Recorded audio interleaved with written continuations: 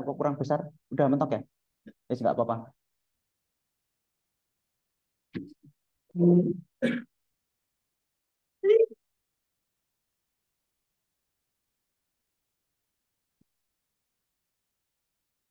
Ye, atur nuwun.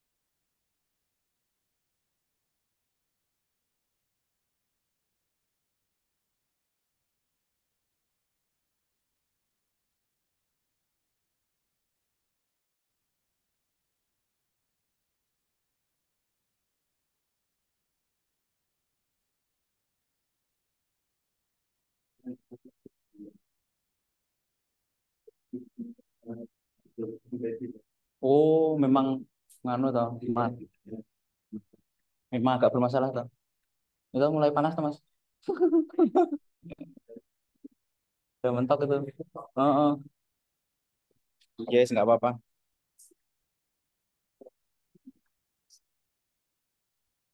Iya, matur nuwun, Mas. Oke,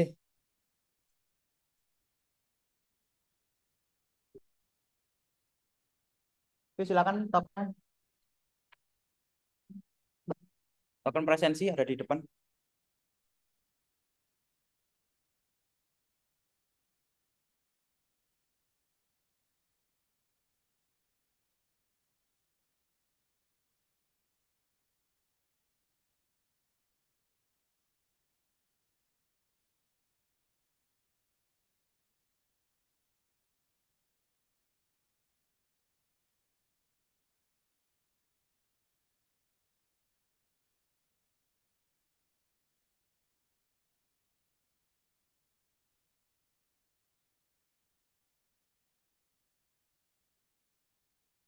Oke, sedikit reminder untuk tugas sosial media. Jangan lupa untuk tugas yang apa namanya? Tugas yang pertama ya, itu 28 Februari. Jadi di akhir bulan ini disilakan bagi yang belum jadi kelompoknya ya segera bikin kelompok dan segera eh, apa namanya dikerjakan dan segera diupload hasilnya. Nanti untuk seterusnya silakan dilihat tanggal-tanggalnya. Yang jelas ini 2 minggu ya. 2 minggu diawali dari pertemuan kita pertama diupload setiap hari Jumat kalau nggak salah ya. 28 itu hari ya kalau nggak salah hari Jumat ya. Mana kalender saya?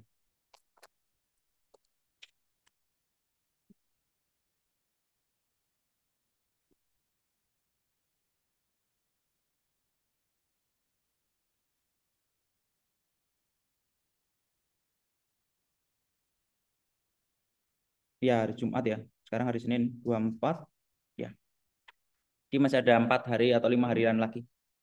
Oke itu untuk tugas sedikit reminder untuk tugas yang di luar Bismart. Terus di minggu ini kita masuk ke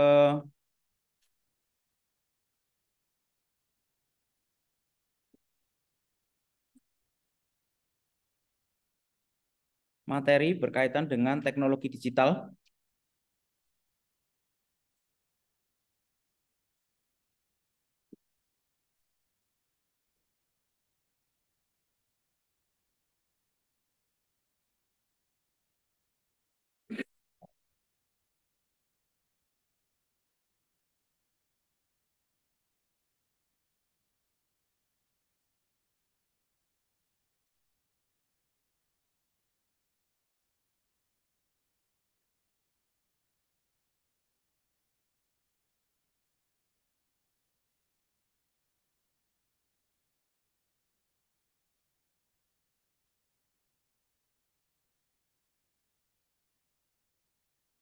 Oke, jadi di minggu ini kita akan belajar dengan teknologi digital. Jadi mulai dari pengertiannya, kemudian ada apa saja keunggulannya, perkembangannya bagaimana, terus nanti di akhir ada penjelasan kaitan dengan teknologi penyimpanan data sekarang. Sebenarnya apa sih teknologi itu? Teknologi itu sebenarnya kalau definisi tentunya banyak ya. Orang itu boleh-boleh saja membuat definisi. Ya, cuman eh, yang jadi banyak rujukan itulah yang kemudian biasanya dipakai kan gitu. Nah, jadi kalau definisi teknologi dari berbagai sumber, ya ini salah satunya ilmu yang menyelidiki cara kerja dalam bidang teknik. Ya, karena kata dasar dari teknologi itu teknik. Nah, atau ilmu pengetahuan yang digunakan dalam pabrik-pabrik atau industri-industri. Karena kaitan dengan pabrik atau industri karena biasanya implementasi teknologi itu pertama itu biasanya di industri. Ya, baru kemudian umum di masyarakat, tapi yang pertama itu industri dulu. Nah, tapi kalau di KBBI Kamus Besar Bahasa Indonesia ini juga punya definisi gitu ya. Atau coba kita cek ya di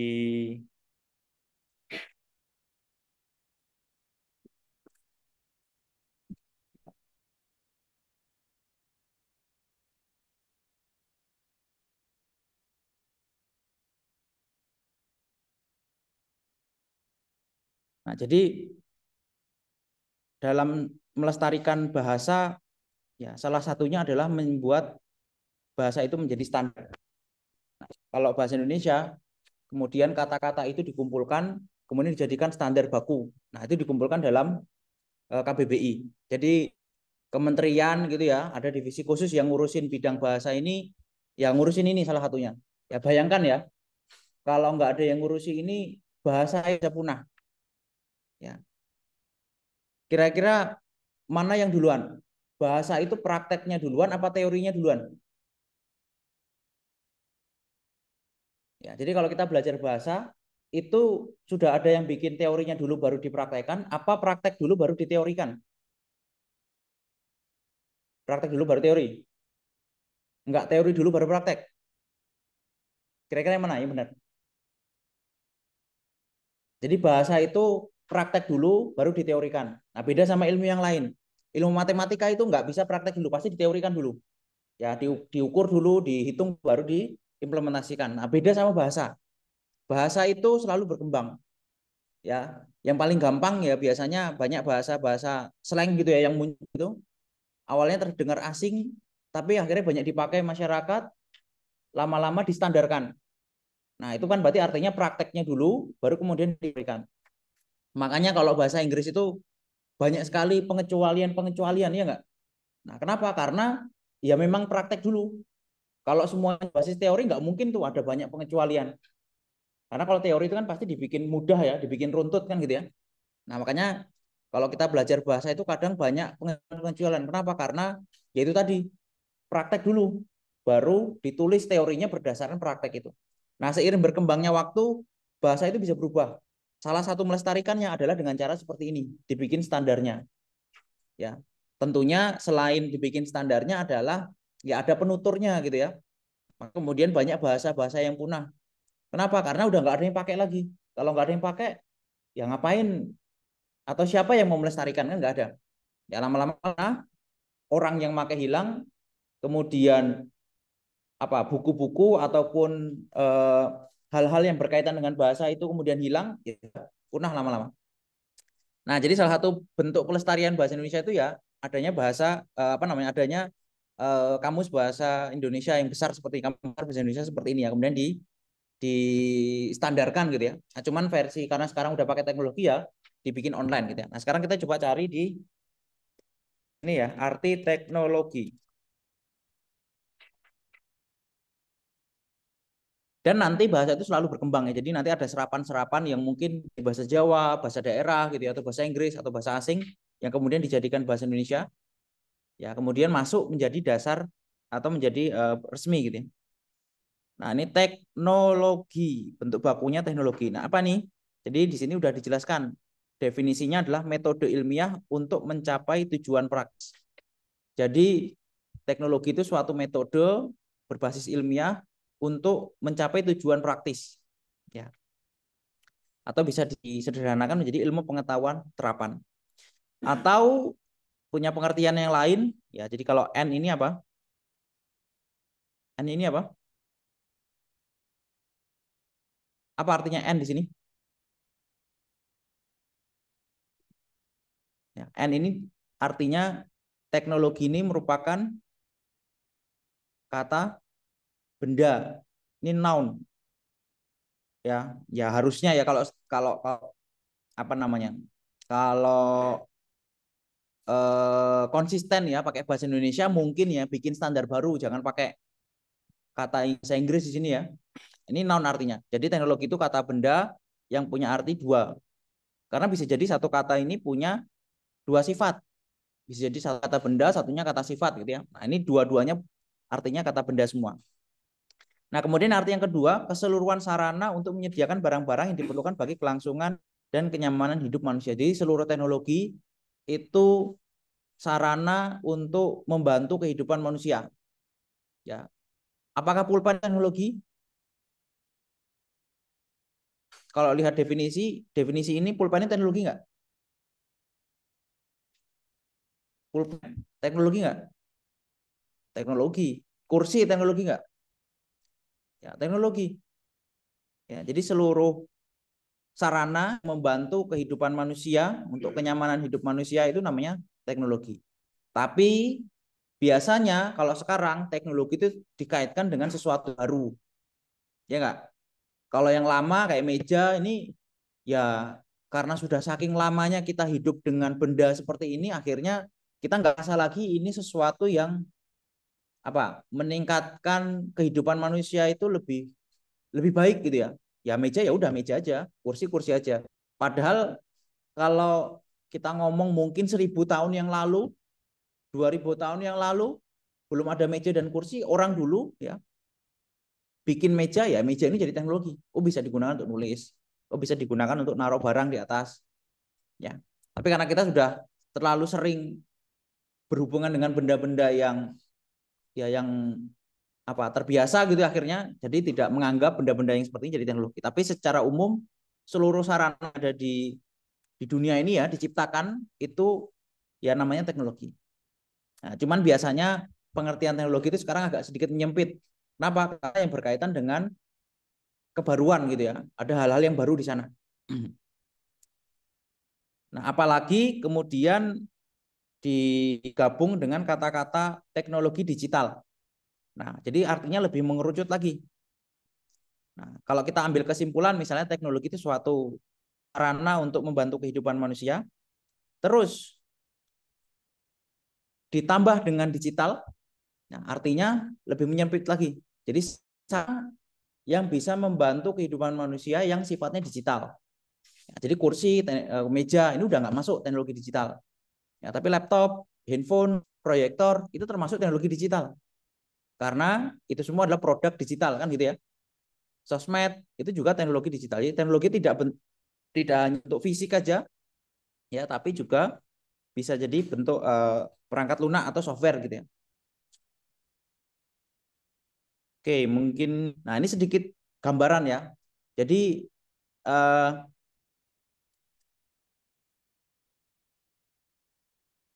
kata digital itu muncul setelah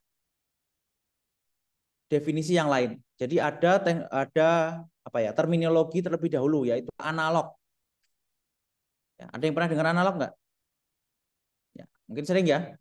Kalau alat musik analog itu ya nggak ada elektroniknya lah gitu ya. Nah, itu mungkin bisa dikategorikan yang analog seperti itu. Jadi kalau saya nggak tahu ya, kalau gitar ya berarti nggak ada elektroniknya. Apa sih elektroniknya itu? Untuk modul elektroniknya apa namanya? Ada yang tahu? Apa namanya? Apa? Misalnya gitar biasa bisa dipasang ke speaker itu kan berarti butuh suatu tambahan kan? Nah, apa itu? Kalian belajar itu nggak? Oh nggak, belum.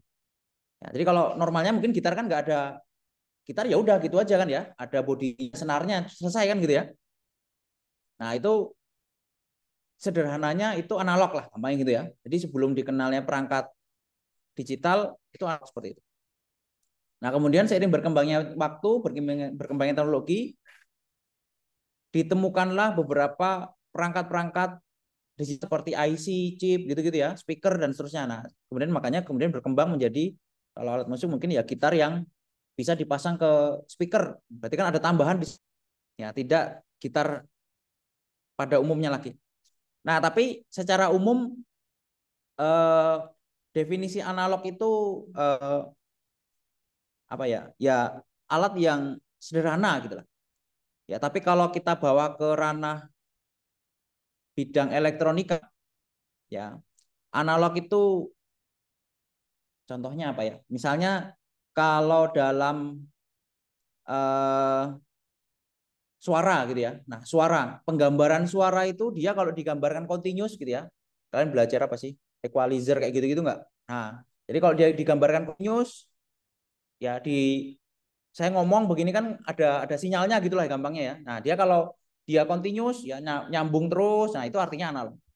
Kalau digital processingnya tidak seperti itu. Digital itu dipotong-potong. Ya, jadi untuk menggambarkan ini sebenarnya kelihatan sih dari gambar ini ya. Kalau analog itu continuous ya. Jadi kalau ada sinyal ya dia langsung nyambung terus gitu ya. Nah, tapi kalau digital dia kepotong-potong. Ya, sehingga gambar gelombangnya itu kalau digambar gitu, itu jadi gambarnya kotak-kotak kayak gini. Nah, kenapa ini jadi satu hal yang perlu kita pelajari? Jadi ada transisi. Jadi dulu komputer itu belum ada, tapi maksudnya komputer yang seperti sekarang ya. Nah, tapi komputer untuk membantu kehidupan manusia ya atau sederhananya alat lah itu juga sudah ada ya, jadi komputer dulu nah ini ya, jadi komputer dulu itu dinamakan the first computer was a mechanical device. Kalau sekarang orang ngomong komputer ini pasti electronic device ya enggak. Nah zaman dulu ya itu namanya mechanical device ya pertama-pertama. Nah tapi kemudian seiring berkembangnya IC teknologi elektronika, kemudian ada komputer yang bisa dikatakan komputer pertama kali. Nah, ini gambarnya kayak gini.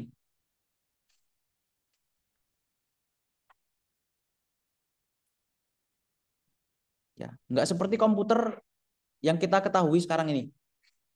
Jadi kecil-kecil kayak tabung-tabung ini ya, bulat-bulat ini, itu namanya transistor.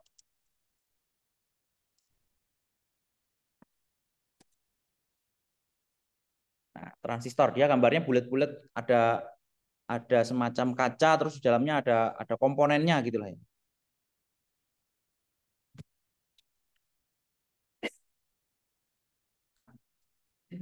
Nih, jadi sebelum adanya komputer, ya orang menemukan ini dulu. Ya ini cikal bakalnya seluruh komputer yang ada di dunia ini dari sini.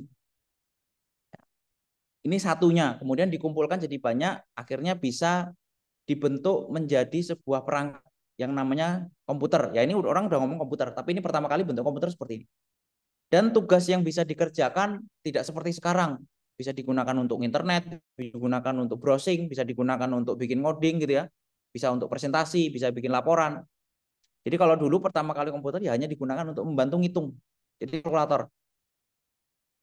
Ya, dan nggak ada LCD, nggak ada, tidak ada apa namanya keyboard, mouse, nggak ada. Ya, cara operasinya sedikit berbeda.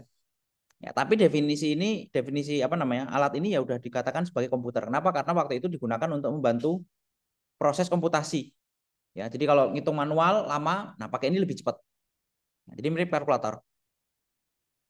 Nah, waktu itu, nah inilah yang dinamakan masih analog. Jadi teknologinya itu masih analog. Jadi belum pakai chip. Nah, kemudian seiring berkembangnya waktu, akhirnya ditemukanlah chip. Nah, chip. Ada yang pernah pegang gitu. Chip apa saja lah bebas. Bukan cuma sekedar lihat gambarnya. Ya, kalau lihat gambar semuanya pasti udah pernah. Ada yang udah pernah? Chip apapun. Coba angkat tangan. Ada nggak? Satu. Satu orang. Yang lain belum pernah. Dua. Kalian kalau punya gitar listrik kan di dalamnya pasti ada elektroniknya nggak?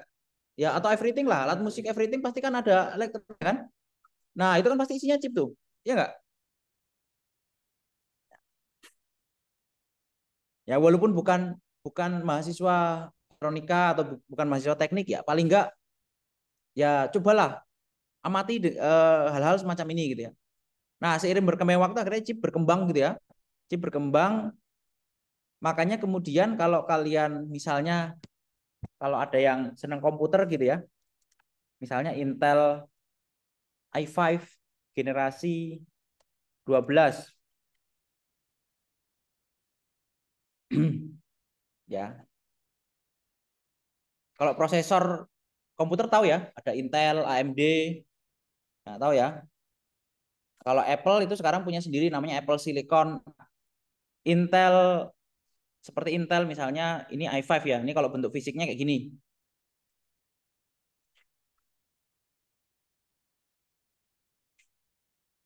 Nah, ini sisi bawahnya, ini jalur-jalurnya, kaki-kakinya, sisi atasnya bentuknya kayak gini. Nah, itu kita cari informasi di internet, salah satu informasi penting yang diberikan itu adalah jumlah transistor,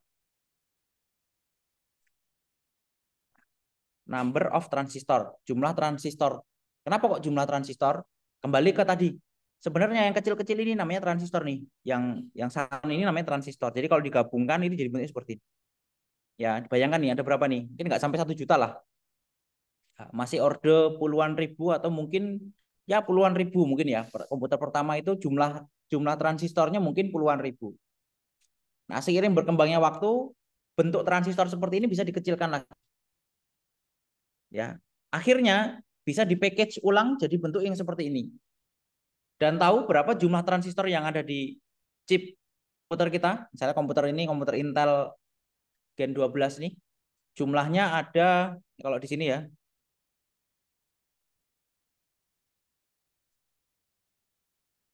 Mana ini?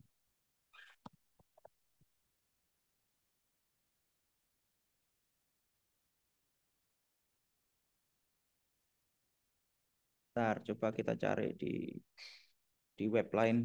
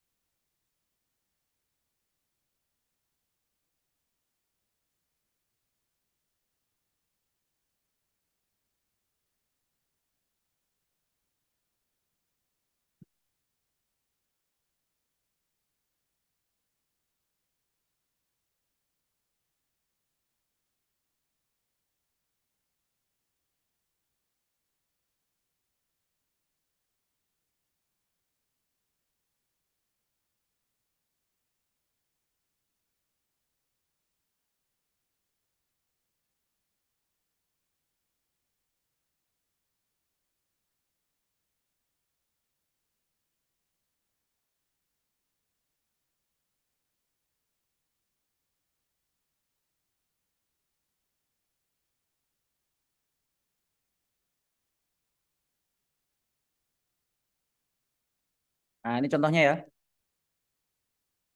Misalnya kita ambil contohnya AMD Ryzen, saya nggak tahu versi sekarang yang terbaru berapa ya. Misalnya yang versinya 5700X itu jumlah jumlah transistornya itu ada 4 billion. Berarti kalau 4 billion itu artinya ada 4 miliar ya. Ada 4 miliar. Nah, jadi teknologi yang ada sekarang bisa memperkecil ini ya. Kalau dulu jumlahnya mungkin puluhan ribu, satu ini chipnya lah gampangnya gitu ya. Kemudian bisa di package ulang ya, dijadikan sehingga dijadikan lebih kecil seperti ini yang jumlah transistornya itu bahkan untuk versi yang tertingginya sampai 10 miliar ya. Jadi banyak sekali. Jadi banyak banyak transistornya dikumpulkan jadi satu gitu ya. Kemudian di package ulang. Nah, itulah teknologi chip gitu ya, yang membuat tadi transisi dari proses analog berubah menjadi proses digital. Jadi sebenarnya proses digital itu prosesnya nggak continuous. Dia itu putus-putus. Kerjakan, stop, kerjakan, stop, kerjakan, stop, kerjakan, stop. Nah, kenapa seperti itu? Ya karena digital itu ya sekali lagi dia dia cara kerjanya eh, tidak seperti analog ya. Cuman karena saking kencengnya sehingga tidak kelihatan transisi dari satu proses ke proses yang lain. Ya, jadi gampangnya komputer saya ini sebenarnya ini kalau kita bisa memperlambat dunia ini mungkin jadi 1 mikrosecond gitu ya, kita merasakan perubahan 1 mikrosecond, kita tahu komputer ini mungkin berkedip ya. Jadi ada proses yang apa namanya step by step gitulah ya. Nah, oleh karena itu karena komputer itu jadi semakin kenceng, transisi dari prosesnya itu nggak kelihatan. Jadi seolah-olah ya smooth gitu. Padahal yang eh, terjadi prosesnya itu sampling gitu ya. Sama kayak seperti saya nggak tahu ya, tapi saya yakin kalau misalnya alat musik yang analog sama yang digital itu pasti digital itu kemudian ada grade-grade-nya. Kalau elektroniknya yang murahan mungkin harganya murah, ya nggak? Tapi hasil kualitas sampling dari atau processing nadanya atau musiknya juga mungkin bisa jadi nggak sebagus dibandingkan dengan alat yang mahal gitu mungkin ya. Ya, udah pasti itu karena berkaitan dengan tadi seberapa cepat salah satunya ya, salah satu aspeknya itu seberapa cepat si elektronik itu bisa memproses sinyal.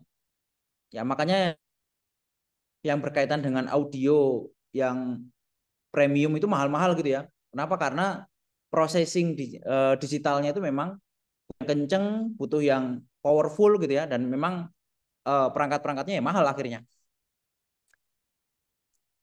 Nah, itu gambaran kaitan dengan analog dan digital.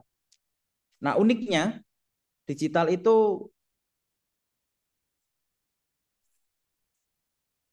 salah satu dasarnya itu adalah ya berkaitan dengan mana nih coret.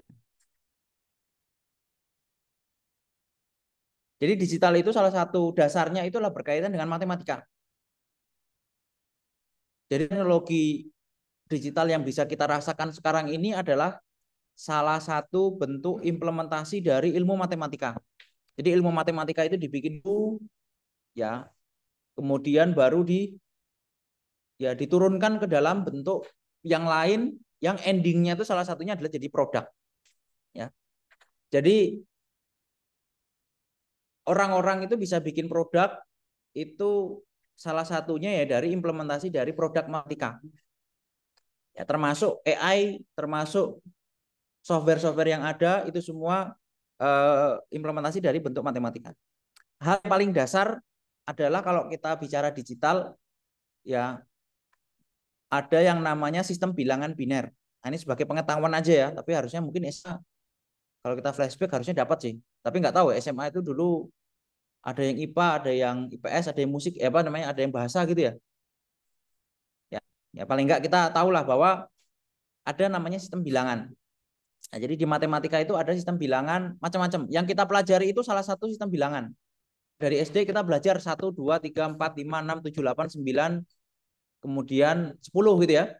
11 dan seterusnya. Nah, itu salah satu sistem bilangan yang gunakan adalah desimal. Jadi ngitungnya itu sampai atau digitnya itu maksimal 10. Dari 0 sampai 9 itu kan berarti ada 10 ya. Ternyata masih ada sistem bilangan yang lain. Sistem bilangan yang paling banyak digunakan terutama dalam bidang komputer atau digital adalah biner. Ya, jadi kalau teman-teman lihat misalnya ada film terus kalau menggambarkan berhubungan dengan komputer atau tahu nggak film Matrix tahu ya? Nah, ada angka-angka hijau-hijau ini kalau di bedah itu sebenarnya angka 01 01 01 sebenarnya. Nah, kenapa angka yang ditampilkan itu 0101? Ya, karena berkaitan dengan digital. Jadi digital itu dalam prosesnya itu hanya mengenal bilangan atau hanya mengenal digit 0 sama 1. Jadi seluruh data yang diproses dalam handphone kita, dalam laptop kita, dalam komputer kita, termasuk juga sinyal audio itu hanya ada angka 0 sama 1, gampangnya gitulah. Ya. Hanya ada angka 0 sama 1 yang kemudian bisa dikonversi ke dalam bentuk macam-macam. Kalau ditampilkan dalam LCD ya nanti jadi warna begitu ya. Dan seterusnya. Tapi dalam prosesnya kalau kita ngomongin digital itu hanya mengenal angka 0 dan 1. Ya. Terus ada sistem bilangan yang lain namanya oktal, itu ada 8 digit ya. Jadi 1 2 3 4 5 6 7 dari 0 ya, dari 0 hingga 7. Setelah itu berapa?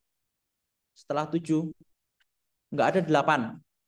Adanya kalau habis 9 dalam sistem bilangan yang kita pelajari berapa? 10 ya. Habis 9 kan 10 ya. Nah, 10 itu kan berarti 1 0 kan gitu ya. Nah, sama di oktal itu setelah 7 itu juga 1 0. Ya, tapi 1 0 itu kalau kita konversikan ke desimal itu artinya 8. Ya, ini sebagai gambaran. Terus kemudian ada heksadesimal. Nah, ini lebih kompleks lagi, mulai dari 0, kemudian ada tambahan A, B, C, D, E, F. Karena maksimalnya adalah 16 digit. Jadi habis 9, A, B, C, D, E, F. Ya. Nah, kalau kita lihat, ya karena ada beberapa sistem bilangan, kemudian kita bisa melakukan yang namanya konversi. Ya, konversi, misalnya kalau di 0, binernya berapa? Nah, binernya juga sama, 0000 ya. Nah, kalau desimal 1, binernya berapa? 0001. Dan seterusnya. Kalau sekarang ya, untuk belajar seperti ini, ya cukup mudah. Kenapa? Karena banyak sekali tool yang membantu kita. Contohnya ini, saya searching aja di internet, binary kalkulator. Nah, kita ingin mengkonversi dari desimal ke binary. Nah, kalau desimalnya misalnya 10. Nah, berapa binernya? Tinggal klik aja di sini, dihitungan sama dia. 01010.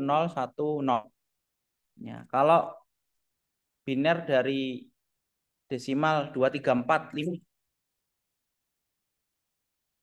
jadi panjang. Tapi intinya kita bisa melakukan konversi dari sistem bilangan satu ke sistem bilangan yang lain. Ya, nggak perlu apa namanya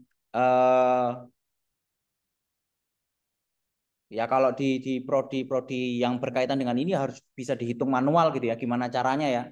Nah, cuman nanti kalau teman-teman mungkin yang simpel-simpel, kalau 2 itu berapa? Ini kan lebih mudah untuk dihafal, tapi secara basic ini ada perhitungannya. Termasuk misalnya kalau mau punya biner 111011. Nah, ini mau dijadikan desimal berapa? Ya, tinggal diklik aja di kalkulnya, nanti muncul 59. Jadi angka 111011 itu kalau dikonversikan ke desimal itu 59. Ya. Dan ini setahu saya udah jadi standar ya. Maksudnya di matematika itu kemudian kita mempelajari sistem bilangan. Nah, kenapa ini kita harus tahu gitu ya? Karena sekali lagi teknologi digital itu bilangan binar untuk semua prosesnya. Ya, walaupun kita mungkin tidak berhubungan secara langsung gitu ya, tapi harus tahu paling enggak, oh ternyata komputer itu ya chip dalam komputer itu ketika dia bekerja itu melakukan proses itu semuanya dalam binar. Ya, tidak seperti manusia. Kalau manusia kita nyuruh teman kita atau minta tolong teman kita misalnya, ambilkan buku. Nah, itu kan linguistik sekali ya. Nah, alat-alat seperti komputer, handphone itu tidak linguistik seperti manusia. Ya, mereka bisa berkomunikasi antar perangkat itu ya bahasanya harus universal juga kan. Kalau kita menggunakan bahasa manusia gitu ya. Kalau di Indonesia ya umumnya bahasa Indonesia. Atau kalau di daerah Jawa gini misalnya ya umumnya juga bisa pakai Jawa gitu ya. Tentunya juga dalam menghubungkan alat itu juga harus ada bahasanya, gampangnya gitu. Ya, alatnya baik dari komputer terhubung dengan komputer lain ataupun perangkat-perangkat yang ada pada komputer ini. Karena kan di dalam perangkat komputer ini kan banyak sekali komponen-komponennya. LCD, ada chip CPU, ada keyboard. Itu semua kan pasti bertukar data sebenarnya. Kalau saya pencet tombol F gitu misalnya, kan secara fisik saya pencet tombol F. Tapi keyboard ini kan harus meneruskan data. Orang itu mencet tombol F. Kan nggak mungkin pakai bahasa seperti itu kan gitu ya. Kalau gampang ya, saya suruh pencet tombol F. Kalian udah tahu pasti langsung mencet tombol F kan gitu. Nah, tapi keyboard itu kan tidak tahu linguistik gitu ya. Tahu respon yang dipencet ketika tombol F itu nanti akan memberikan suatu data.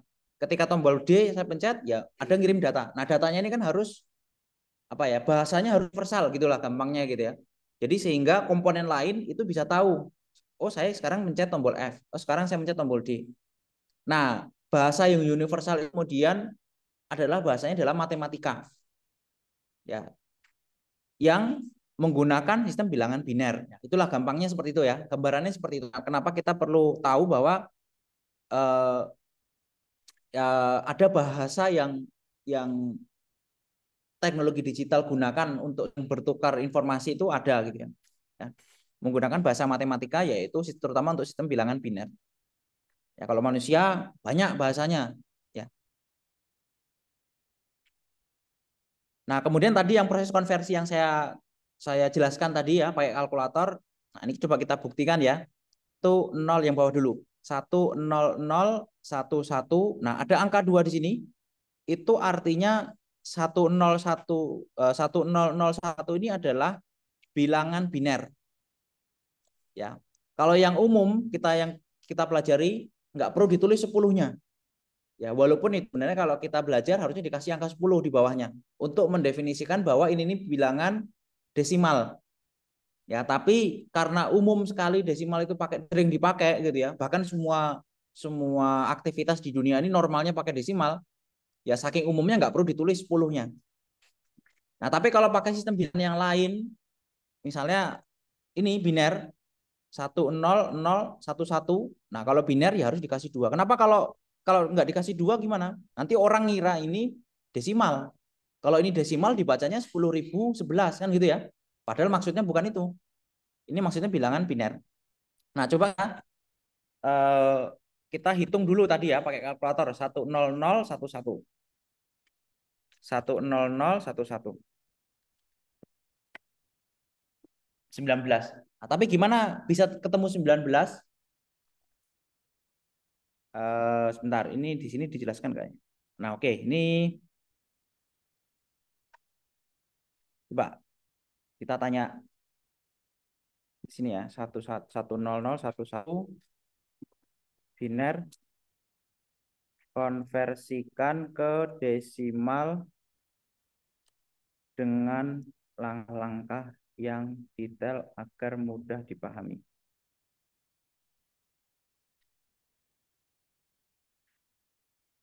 Nah, sebenarnya ya bisa juga pakai tool kayak gini lah. Ya, ini cukup agak beda. Kalau tadi toolnya ini matematika sekali begitu ya. Nah, kalau yang ini juga sama tool ya, cuman ini sedikit manusiawi. Ya, kita bisa memberikan instruksinya pakai bahasa. Ya. Hasilnya sama nggak? Ini 19. Kalau kita hanya sekedar lihat hasilnya, ini sama nih, 19. Ya, cuman eh, di ChatGPT dan kawan-kawannya ini paling nggak ada instruksi yang bisa kita berikan. Nah, sekarang kita coba lihat ya. Angka 10011 dalam biner ini ketemu 19, gimana caranya? Jadi kita perlu tahu dulu bahwa tadi ya, biner itu angkanya cuma 0 sama 1. Kalau desimal 0 sampai 9. Nah, dari sini kita harus tahu urutan. Jadi setiap urutan dalam biner itu punya nilai tertentu. Ya, angka 10011. Nah, posisi yang paling kanan itu kita tulis posisi 0. Kemudian posisi 1, posisi 2, posisi 3, posisi 4. Ya, jadi gampangnya kalau dari yang paling kanan kita tulis posisi ke 0, posisi 1, posisi 2 dan seterusnya. Nah, kemudian kita kalikan nilai binernya, jadi angka 1, 0, 0, 1, 1 dengan 2 pangkat posisinya. Ya, jadi kalau di sini 1 dikali 2 0. Ya, nih 1 dikali 2 pangkat 0. Yang kedua 1 dikali 2 pangkat 1. Ya, nih 1 dikali 2 pangkat 1 dan seterusnya. Kalau 0 ya 0 dikali 2 pangkat 2 dan seterusnya. Hasilnya kemudian dijumlahkan. Ya, jadi dijumlahkan. Nah, kita hitung. 1 dikali 2 pangkat 4. 2 pangkat 4 itu 16. Jadi 16. Ya, 1 dikali 16. 0 dikali 8. 0 dikali 4. 1 dikali 2. 2 pangkat 0 ini 1 ya. 1 dikali 1. Nah, hasilnya tinggal kita jumlahkan. 1 dikali 16, 16. Ditambah 0 kali 2, 0. 0 kali 4, 0. 1 dikali 2, 2. 1 dikali 1, 1. Nah, 16 tambah 0 tambah 0 tambah 2 tambah 1. Itu hasilnya 19. Nah, itu prosesnya. Jadi proses menghitungnya konversi dari biner ke desimal seperti itu. Ya, tapi sekali lagi paling nggak teman-teman tahu basicnya ya dengan yang sederhana dulu. Ya, kalau yang angkanya nanti kompleks, nggak ada orang sekarang hitung manual. Semuanya sudah pakai alat gitu ya. Tapi harus tahu ngitung manualnya secara umum itu bagaimana. Ya, basicnya. Nah, itu yang penting. Tapi implementasi sekali lagi semuanya pakai alat sekarang itu. Sama, kalau belajar di bahasa pemrograman itu sekarang belajarnya basic-basic. Ya, terutama logical thinking-nya itu yang paling penting. Nah, implementasinya itu juga sekarang banyak sekali pakai tool gini aja suruh bikin codingnya. Yang penting kan gimana kita bisa menuliskan ini. Nah, kalau ini kan harus orangnya harus gitu ya. Nah, itu gambaran perhitungan konversi dari biner ke desimal. Nah, kalau yang desimal ke biner gimana? Nah, misalnya kita balik. Sekarang hitung secara detail beserta langkah-langkahnya dari 20 desimal ke biner. Nah, sekarang misalnya contoh 20.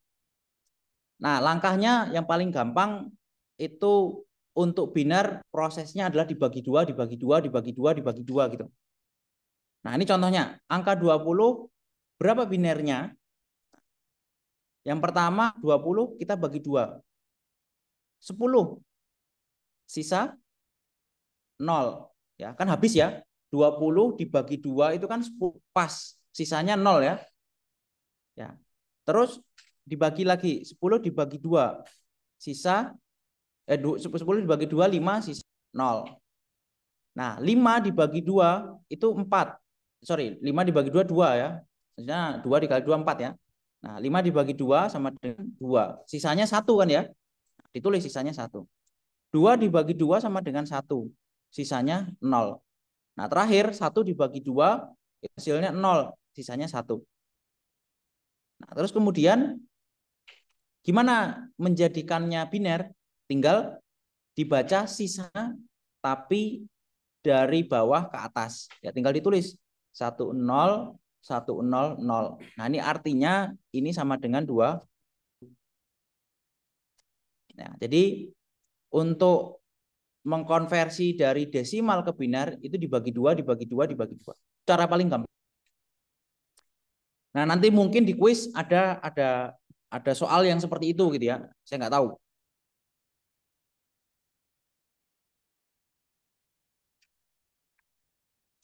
Nah, kemudian dengan adanya teknologi digital ini memberikan banyak banyak hal. Ya. Yang pertama, yang paling kelihatan gitu ya, bisa terjadi komunikasi untuk jarak yang jauh. Ya, jadi dengan adanya teknologi digital itu kita untuk berhubungan dengan orang yang ada di Amerika sana gitu ya, sangat instan. Ataupun kalau misalnya mau siaran gitu ya, ada berita di Amerika sana misalnya yang kebakaran kemarin, nggak perlu nunggu berhari-hari untuk beritanya sampai sini. ya. Karena itu salah satu dari eh, pengiriman data ya secara digital itu akhirnya bisa cepat. Nah, ini sekali lagi memudahkan kehidupan manusia kan gitu. Dan kemudian data yang dikirim juga relatif sekarang bisa besar. Kalau orang dulu mau ngirim gambar gitu ya, dari Eropa ke sini seukuran kartu pos itu aja mungkin butuh waktu berminggu-minggu. Kalau sekarang tinggal difoto ya, ataupun ada versi digitalnya, kirim ke email, saat itu juga langsung bisa diterima. Nah, jadi teknologi digital itu memungkinkan apa kemudahan-kemudahan yang lain gitu ya. Dan jangan dibayangkan itu sudah ada dari zaman juga. Ya, teknologi digital kita bisa berkirim email itu mungkin belum ada 50 tahun. Ya, kita bisa sosial media dengan semasif sekarang ini itu mungkin baru 20 tahun yang lalu baru ditemukan.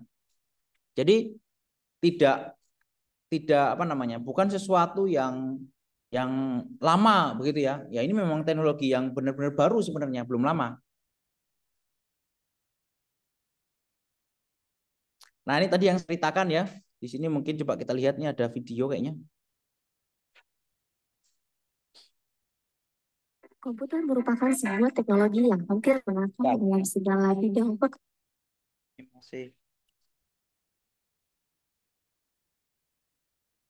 pekerjaan. Coba kita lihat dulu. Komputer merupakan sebuah teknologi yang hampir digunakan dalam segala bidang pekerjaan. Contohnya, di bidang pendidikan, kedokteran, pertahanan, dan masih banyak lagi. Namun, bagaimana sih sejarah dari komputer itu sendiri? Dalam perkembangannya, komputer sendiri memiliki 5 generasi yang berbeda. Dimulai pada tahun 1940, komputer bernama Z3 berhasil diciptakan oleh seorang ilmuwan Jerman bernama Konrad Zuse. Komputer ini digunakan untuk mendesain aerodinamika pesawat tempur Jerman. Namun sayang, komputer tersebut hancur akibat serangan bom Sputnik. Beralih ke pihak Turki, pada tahun 1943, sebuah komputer bernama Colossus berhasil diciptakan oleh Tommy Flowers.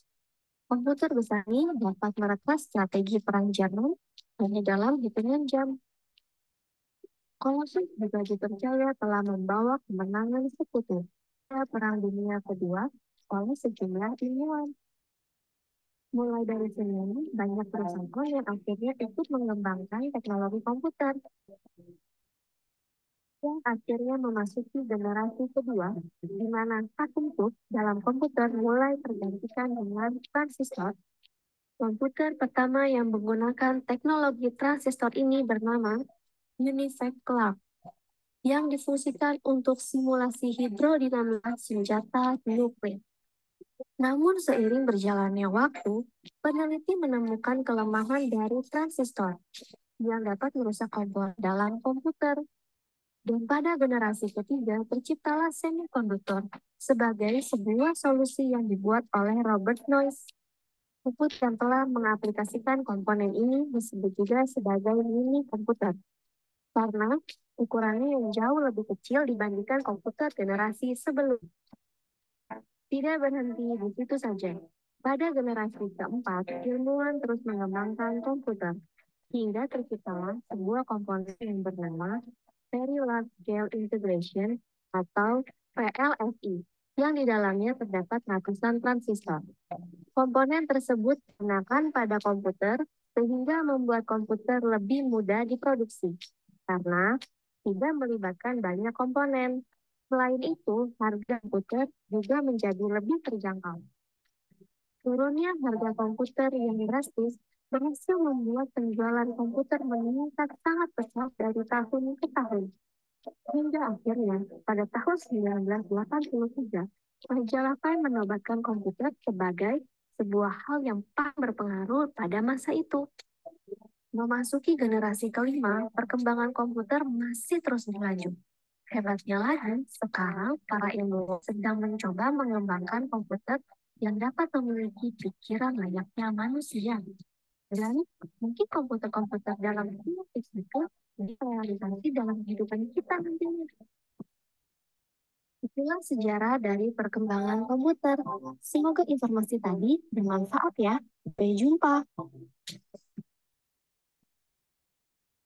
Oke, kalau dari video itu kita lihat bahwa definisi komputer yang kita gunakan sekarang ini, komputer itu baru ditemukan di tahun 1990-an. Ya, jadi belum ada, atau baru berapa tuh, 35 tahun ya, belum ada 5 tahun. Itu juga yang menggunakan pertama bukan orang sipil ya, di militer. Ya, orang sipil dipakai komputer itu ya mungkin baru ramenya ya 10-20 tahun inilah.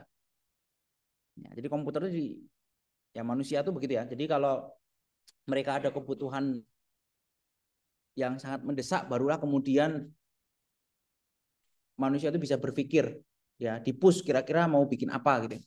Nah, pada waktu generasi pertama adanya komputer, itu masa-masa yang terjadi di dunia ini semuanya masa perang. Jadi menciptakan komputer untuk bantu perang.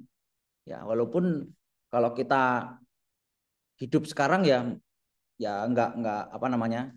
eh itu udah jadi sejarah. Tapi kalau normalnya manusia ya bikin alat itu kan untuk membantu kehidupan manusia, bukan untuk menghancurkan manusia kan gitu ya. Jadi kalau kita hidup sekarang ya sesuatu yang gitu ya, bikin sesuatu tapi untuk membantu menghancurkan manusia. Ya, tapi realitanya seperti itu. Ya karena waktu itu semuanya perang, sehingga ya orang-orang pada masa itu ya berlomba-lomba untuk menciptakan sesuatu untuk membantu perang gitu ya. Tidak seperti sekarang semuanya berlomba untuk ekonomi negaranya masing-masing kan gitu ya. Kalau perangnya itu sekarang dalam bentuk ekonomi kan gitu. Nah, kalau dalam dalam waktu itu perangnya ya perang fisik gitu ya. Sehingga teknologi-teknologi semacam komputer yang bisa membantu perhitungan untuk bisa pesawat, kemudian bisa membantu untuk peperangan ya. Ya orang menciptakannya ya hal-hal semacam itu jadinya. Ya, tapi itu semua sudah terjadi dan itu namanya udah jadi sejarah gitu ya. Cuman yang bisa kita petik adalah manusia itu akan selalu berinovasi, ya akan selalu apa ya eh, sesuai dengan kebutuhan. Kebutuhannya sekarang apa ya? Akhirnya manusia itu berinovasi dengan sesuai kebutuhan. Nah, yang berkembangnya komputer yang udah di video tadi itu juga membuat salah satu perangkat itu terus juga berkembang. Apa? Yaitu adalah penyimpanan data. Nah, yang kita tahu gitu ya, ada beberapa jenis. Salah satunya hard disk ya. Kalau di komputer modern sekarang, komputer yang sekarang udah nggak ada yang pakai hard disk gitu ya. Apalagi kalau laptop ya, itu kayaknya udah nggak ada yang pakai hard disk. Kenapa? Karena hard disk ini jadi datanya itu disimpan ke dalam sebuah piringan. Jadi piringan itu berputar, nah datanya itu disimpan di sana. Ya. Sehingga kalau ada goncangan, kemudian apalagi jatuh, secara mekanikal nanti dia akan rusak, ya sudah, datanya mungkin tidak bisa diakses, atau mungkin piringannya itu nggak bisa berputar, ya sudah, hilang. Ya, tapi di awal adanya penyimpanan data, ya hard disk ini salah satu yang paling populer, ya, karena umurnya sangat lama sekali sejak ditemukan hingga bahkan sebenarnya sekarang dipakai, cuman tidak untuk konsumer lagi, biasanya untuk server-server gitu ya, karena satu satu disknya itu bisa punya ukuran yang sangat besar gitu ya. Nah, terus kalau untuk yang mobile kita biasanya simpan di flash disk gitu ya. Walaupun sekarang juga udah, saya nggak tahu masih ada nggak yang pakai flash disk. Jarang sekali ya. Oh masih. Nah, jadi penggunaan flash disk ini seperti penggunaan, ada ininya lah, ada untung dan ruginya. Ya untungnya fleksibel gitu ya, untuk memindah data dari komputer satu ke komputer yang lain, ataupun dari handphone satu, kalau sekarang kan bisa ya, handphone satu ke handphone yang lain itu mudah. Tapi ada kerugiannya juga. Apa, ada yang tahu nggak? Ya, virus. Jadi zaman dulu belum internet, belum masif, orang berkirim data atau bertukar data itu lewat flash disk. Ya, tapi orang yang cerdas, saya katakan orang cerdas juga ya, juga bisa melihat itu suatu peluang. Untuk apa? Untuk nyimpen virus. Ya, jadi dia pasang sesuatu di flash disknya, ketika itu dimasukkan ke komputer, nanti otomatis ya bisa dibikin otomatis komputer kita terinfeksi virus tersebut gitu ya, atau virusnya itu masuk ke dalam komputer kita lah. Ya tergantung kebutuhannya ya. Ada virus yang digunakan untuk apa? Komputernya jadi ngeblank gitu ya, nggak bisa dipakai. Nanti cuma muncul warning doang. Sehingga kalau mau dipakai kita harus masukin kunci tertentu. Nah kuncinya ini ditebus. Tuh ada yang kayak gitu. Ada virusnya yang nggak kelihatan. Dia masuk, kemudian dia ngambil data-data browsing kita. Jadi kalau kita browsing, kita kan masukin username sama password kan gitu ya. Nah, itu kan sebenarnya beberapa tersimpan di komputer kita kan gitu ya.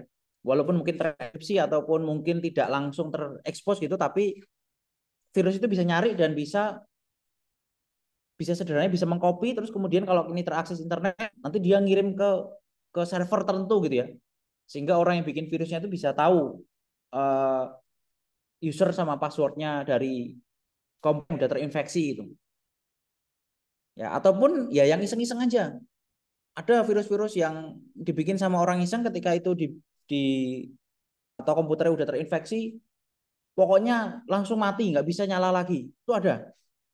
Ya, nah penyebarannya itu lewat flash disk itu. Kenapa? Karena itu salah satunya bisa bisa jalan autorun gitu ya. Dia bisa ketika kalian masukkan nanti kan dia bisa jalan otomatis gitu ya programnya. Nah itu yang membuat masa-masa suram ya ketika menggunakan flash disk waktu itu. Ya, kalau sekarang mungkin karena penggunaannya sudah minimal gitu ya, karena orang berkirim data lebih banyak lewat cloud, sehingga orang juga udah males mau bikin virus lewat flash disk karena effortnya udah terlalu besar dibandingkan apa yang didapatkan kan gitu. Tapi komputer-komputer juga sekarang mulai memperbaiki sistem kerjanya sehingga tidak langsung ketika flash disk masuk itu langsung semuanya bisa running gitu ya. Jadi lebih safe. Nah, cuman sekarang ya flash disk ini masih menjadi salah satu media yang digunakan untuk bertukar data. Ya turunannya banyak ya, ada SD card, ada micro SD ya. Nah, kemudian yang lainnya ya, salah satu media penyimpanan data yang lainnya adalah CD atau compact disk. Ada yang tahu ini berapa size-nya? Bukan. Kalau misalnya hard disk itu misalnya 1 tera ya kan? Tera. Nah, kalau flash disk biasanya berapa? Ya, 16 giga, 32 giga. Enggak. Ada yang punya flash disk 128 giga? Nah, kalau sekarang mungkin udah murah ya, 100 ribuan ya. Nah, kalau CD ini kira-kira berapa size-nya? Ada yang tahu? Ukuran dari CD, compact disk, kita bisa nyimpen data satu CD itu berapa maksimal? Ada yang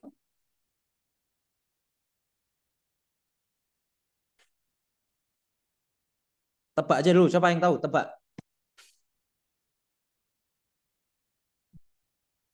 Coba, tak.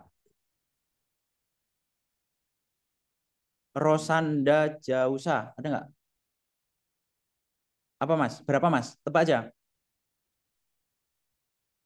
20 apa? 20 giga. Farah Nadia Pramesti 2 giga. Alfredo Reza Irfandi berapa Mas? 5 apa? 5 giga. Ya, terakhir Angel Nikita Nahulai. Mana? Berapa? Satu apa? 1 giga. Nah, coba kita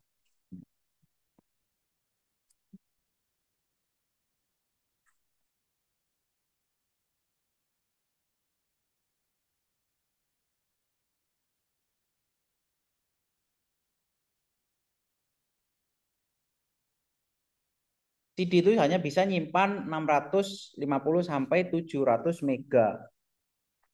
Ya, jadi kalau kalian punya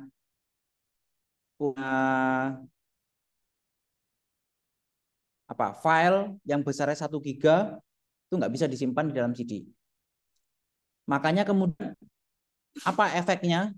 Jadi waktu itu internet belum masif ya, CD ini salah satu yang digunakan untuk nyimpen film, ya nggak? Nah, makanya dengan resize atau dengan size segitu, kualitas yang bisa disimpan di dalam CD ini ya paling 360p gitu ya. Kalau di YouTube 360p, makanya kalau nonton dari CD gak jelek. Ya, tapi kalau dalam masanya ya memang teknologinya dulu semacam itu. Ya, jadi tidak seperti sekarang kita nonton di YouTube udah full HD gitu ya. Bening, gambarnya bagus gitu ya. Nah, kalau zaman dulu karena size-nya kecil 600 sampai 700 mega sehingga file yang bisa disimpan juga kecil, ya otomatis waktu itu juga kualitas recordingnya juga belum seperti sekarang gitu ya. Ya, jadi kalau teman-teman flashback nonton film-film yang di dalam CD, kan dulu film dijual dalam CD gitu ya. Ya kualitasnya begitu. Nah, makanya dikembangkan lagi, dikenal adanya namanya DVD. Ukurannya sama, bentuknya sama. Yang membedakan apa? Utamanya, nah, ini size-nya lebih besar. Kira-kira DVD bisa berapa ukurannya? Ada yang tahu? Sekitar 3,6 giga sampai 4,2 giga. Makanya kualitas film yang bisa di-play dari DVD itu lebih bagus karena ukuran filenya juga lebih besar. Ya. Nah, itu ada hubungannya tuh. Kenapa kalau kita nonton di CD itu gambarnya jelek, DVD lebih bagus gitu ya. Kemudian ada lanjutannya lagi setelah DVD. Ada teknologi apa yang bentuknya mirip seperti kepingan kayak gini. Ada CD, DVD, kemudian apa? Piringan hitam itu lebih lagi, Mas. Itu dia bahkan fisik itu, ini nyimpen datanya secara fisik. Kalau ini kan secara digital ya. Ini kan laser, dia nyimpen laser datanya disimpan dalam bentuk sebenarnya ya bercak-bercak gitu, cuma nggak kelihatan sih. Jadi ketika di play dia uh, ada lasernya untuk baca. Kalau piringan hitam itu kan dia ada jarumnya kan. Nah, datanya itu disimpan dalam bentuk fisik itu kalau kalian pegang, dia nggak rata kan. Nah, itu datanya. Itu datanya itu. Jadi ketika di play dia bisa tahu on off-nya di mana gitulah gampangnya gitu. Nah, ada yang lebih advance lagi dibandingkan DVD. Apa? Adalah Blu-ray. Blu-ray ini lebih tinggi lagi. Ya, ya Blu-ray disc lah. Kalau dari fisiknya ya sama ya, nggak ada bedanya ya. CD, DVD, Blu-ray itu bentuk fisiknya sama-sama semua. Ya, cuman yang membedakan ya ini teknologinya beda lagi. Ini bisa nyimpen berapa? Ada yang tahu nggak? Saya sendiri nggak hafal ya, karena jarang ya. Nah, ini banyak versinya. Ada yang 25, ada yang 50, ada yang 100 giga sampai yang 128 giga. Sehingga kualitas kalau biasanya untuk digunakan untuk film, ya filmnya akhirnya resolusinya bisa 4K, kan gitu ya. Karena memang butuh size yang lebih besar, butuh speed yang lebih kenceng. Jadi ini selain size-nya besar, kecepatan bacanya juga lebih kenceng dibandingkan dengan DVD ataupun yang CD. Nah, itu perkembangan dari apa ya? Disk gitu ya, dari disk. Nah, kalau kalau yang tadi hard disk ya, ada yang namanya kemudian di slide nggak ada ya. Namanya SSD. Solid state drive. Mana gambarnya? Nah, ada dua jenis, bentuknya mirip seperti hard disk yang seperti ini. Jadi kalau mau menggantikan hard disk tinggal colok, tidak perlu apa namanya ya, tidak ada perubahan, jadi bentuknya sama. Jadi ada hard disk yang ukurannya kecil seperti ini, ukurannya 2,5 ya, 2,5 inci. Nah, jadi juga akhirnya SSD dibikin ukuran yang sama dengan interface yang sama. Jadi tinggal nyambung aja, tidak perlu ada sesuatu lagi. Ya, jadi kalau mau ganti langsung dari hard disk, ya biasanya hard disk laptop ukurannya. Ya, ini sama dengan hard disk atau dengan SSD yang tadi saya kasih gambarnya ya. Nah, ini sama. Jadi kalau mau ganti hard disk ke SSD, tinggal lepas, pasang baru selesai. Nah, apa keunggulannya SSD dibandingkan dengan hard disk? Yang pertama, ini kalau dibongkar dalamnya cuma chip-chip, beda dengan yang hard disk. Kalau hard disk tadi ada piringannya. Ya, kalau ini dia di dalamnya chip-chip aja. Jadi kalau kita bongkar ya, nah ini ada gambarnya nih. Nah, walaupun nggak jelas ya. Nah, ini piringan hard disk. Kalau SSD isinya di dalamnya ya cuma chip-chip aja. Sehingga udah nggak ada mechanical device di sana. Jadi nggak ada yang putar, nggak ada yang bergerak. Kalau ini ada yang berputar, ada motornya begitu ya, ada motor dinamo kecil untuk menggerakkan piringan ini. Jadi kalau jatuh, goncang dan seterusnya ini bisa relatif lebih gampang rusak. Makanya kalau di laptop semuanya sekarang udah pakai SSD. Karena ini lebih tahan goncangan gitu ya, dan lebih awet biasanya. Dan aspek yang paling utama adalah SSD ini bisa proses datanya bisa lebih cepat dibandingkan dengan disk. Nah, ini kalau kita mau bandingkan ya,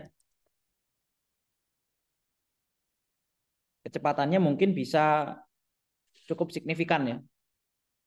Nah, ini eh, yang paling kelihatan kalau dibandingkan dengan angka gitu ya. Ini hard disk ya gampangnya 100, kecepatannya 100 ya hard disk. SSD kecepatannya 500-an. Nah, ada yang lebih kenceng lagi. Yaitu adalah namanya NME. Ya, ini SSD yang versi lebih lebih advance lagi. Nah, bentuknya tidak seperti yang tadi. Dia bentuknya piringan apa namanya? Apa seperti apa ya? Gepeng-gepeng inilah. Ya, kayak chip gitu aja, kemudian ditempel gitu nanti. Nah, ini speednya kenceng. Nah, ini interface-nya beda dengan yang hard disk tadi. Kalau hard disk tadi tinggal lepas, kita bisa langsung ganti SSD. Tapi kalau ini harus ada interface khusus. Jadi kalau mau masang ini, slotnya beda dengan yang tadi.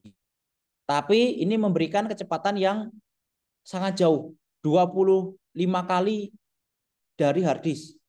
Nah, jadi kalau joknya gitu ya, ya ada meme,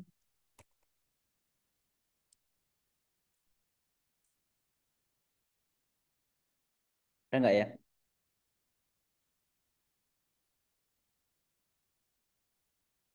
Ya banyaklah jok-jok kayak gini ya. Kalau SSD cita gitu ya, kalau hard disk kucing gitu ya. Ataupun biasanya banyak digambarkan kalau booting pakai hard disk itu ditinggal bikin kopi belum selesai. Tapi kalau SSD ya udah pencet langsung nyala gitu ya.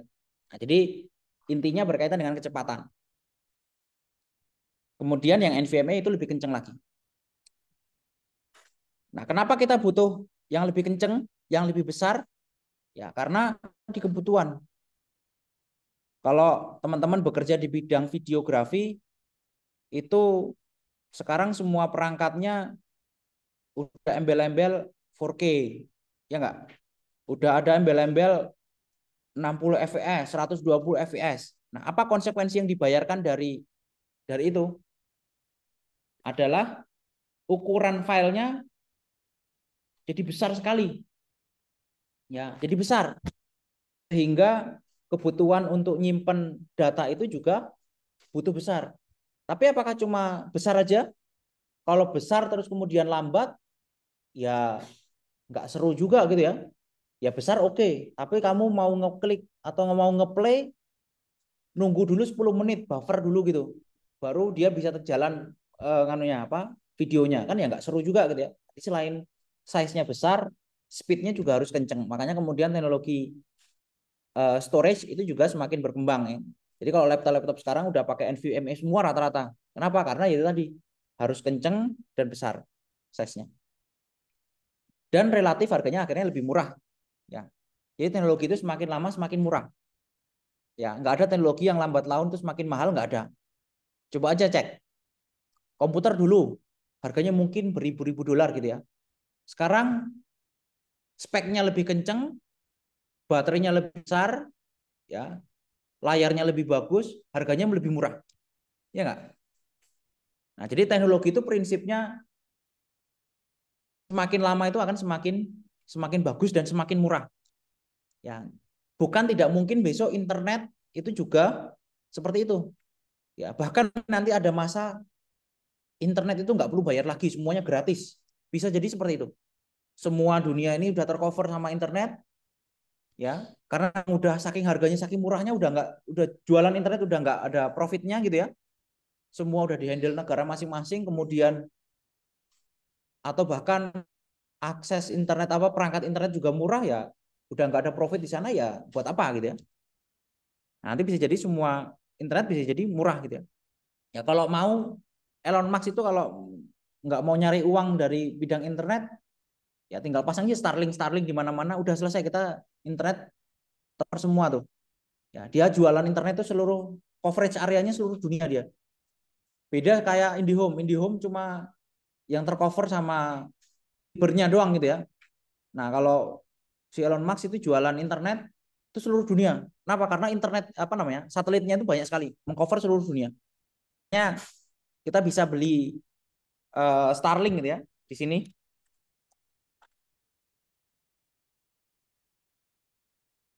Nah, kita tinggal beli ini antenanya, udah kita dapat akses internet, nggak perlu ngolor-ngolor kabel gitu ya.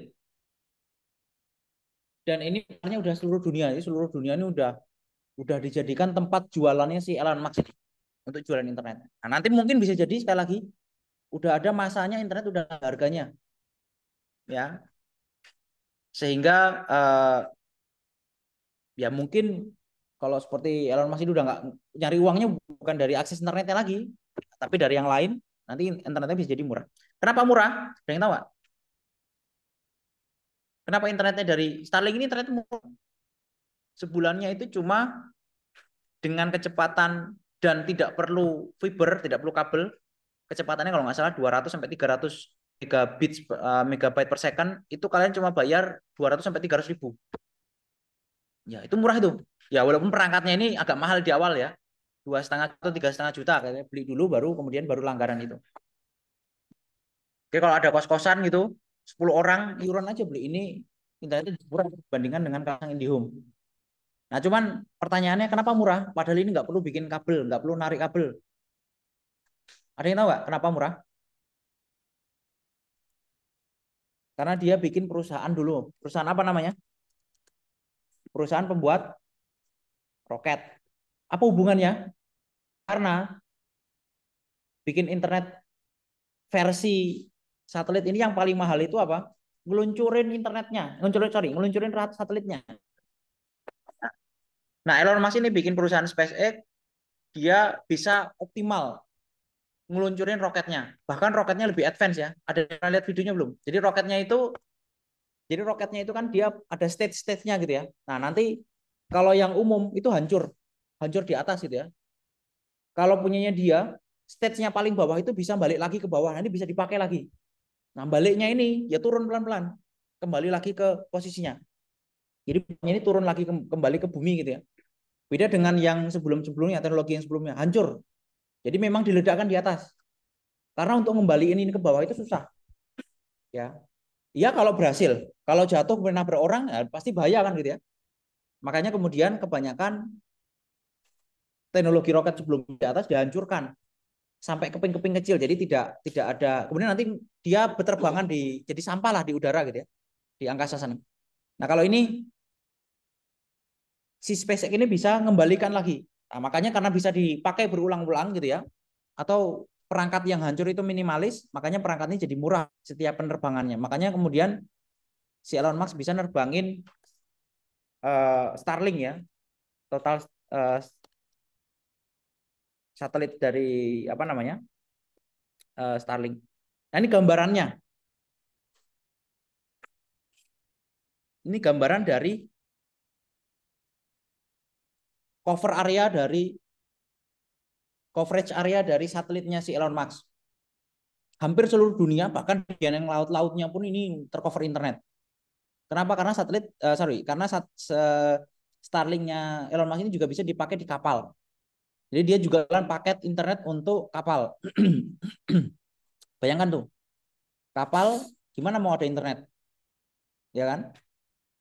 Nah, inovasi ada paket internet untuk kapal. Harganya memang lebih mahal, tapi bisa dipakai mobile.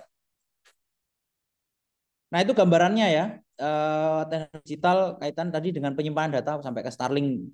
Jadi eh, lambat laun atau intinya berkaitan dengan penyimpanan data itu nanti lama-lama juga akan semakin kecil, semakin besar size-nya, maksudnya fisiknya semakin kecil, ukuran penyimpanannya semakin besar, dan kecepatannya semakin kencang. Kemudian sekarang juga mulai banyak transisi gitu ya, penyimpanan data yang sifatnya lokal itu mulai ke cloud. Sehingga sekarang kita nggak usah punya laptop dengan size bertera-tera begitu ya. Nah, laptop ini aja laptop saya ini cuma 250 giga. Ya, tapi kebanyakan data saya tersimpannya di cloud gitu ya, di Google Drive, kemudian di cloud yang lain, ya sehingga nggak usah punya banyak data di komputer lokal gitu ya. Nah, keuntungannya apa? Kalau tersimpan di cloud, keuntungannya kita sharing datanya. Untuk sharing Google Drive jadi mudah kan ya, tinggal kasih linknya, orang lain bisa akses. Ya, tapi bayangkan kalau lokal, repot, harus ngopi dulu ya, ngopi pakai flash disk ataupun hard disk ataupun kalau mau dikirim lihat WA gitu kan harus diproses dulu gitu ya. Nah, kalau ada di cloud ini relatif lebih mudah untuk di-sharing. Tapi tentunya juga ada konsekuensinya. Konsekuensinya apa? Ya perusahaan si pembuat atau pemberi layanan cloud storage ini ya bisa mengakses data kita. Jadi jangan dibayangkan mereka apa tabak kalau gratisan mungkin cuma 2 giga gitu ya. Kalau bayar kan jadi lebih banyak gitu ya. Jangan dibayangkan kita bayar kemudian mereka cuma dapat benefit dari uang yang kita bayarkan untuk bayar storage ini. Enggak. Mereka juga punya akses ke data kita. Nah, itu yang dikhawatirkan. Kalau data-data itu menjadi suatu yang penting, ya harusnya sih tidak pakai cloud storage yang sifatnya general seperti ini. Makanya banyak perusahaan itu kemudian mengembangkan sih. Kalau perusahaan itu sifatnya penting gitu ya. Nanti kalau ini bisa diakses sama Google, nanti Google dijual datanya ke perusahaan lain, ya bahaya kan gitu ya. Nah, sehingga kalau di perusahaan kemudian biasanya punya cloud storage sendiri ya. Nah, itu gambaran dari teknologi digital dan penyimpanan data yang ada sekarang ini.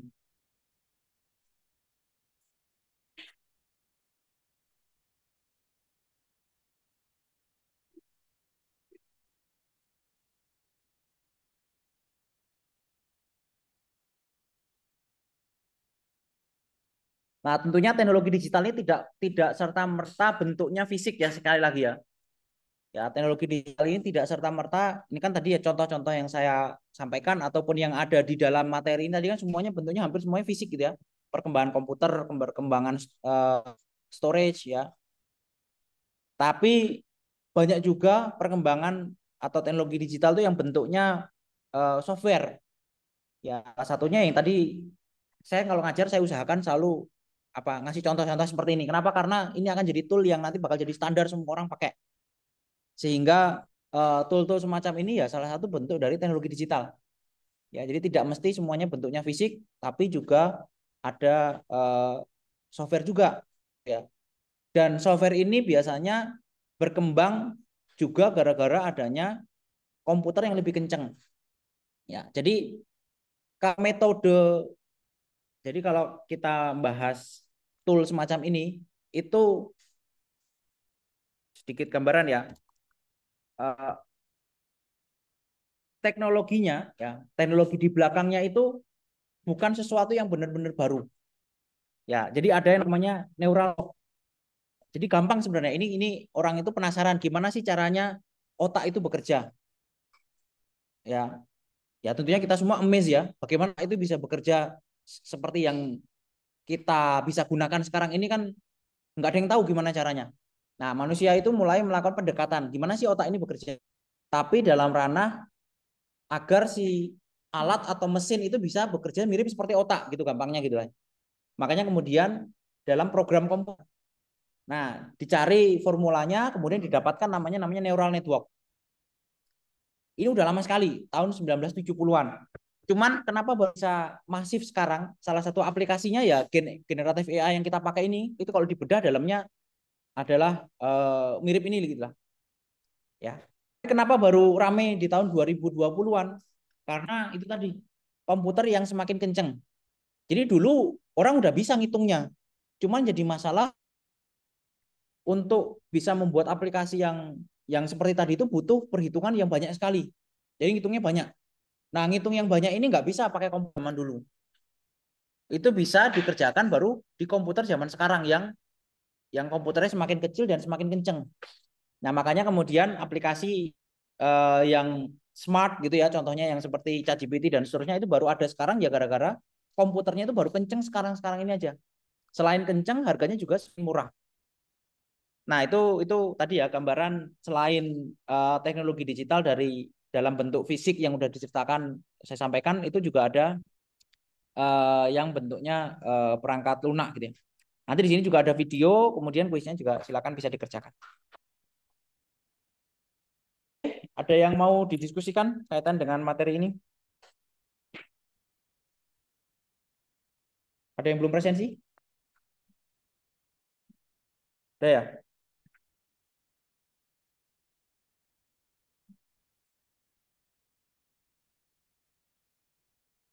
Oke, mungkin itu aja yang bisa saya share di kuliah kita hari ini. Semoga bermanfaat buat semuanya. Kurang lebihnya mohon maaf. Saya akhiri. Assalamualaikum warahmatullahi wabarakatuh.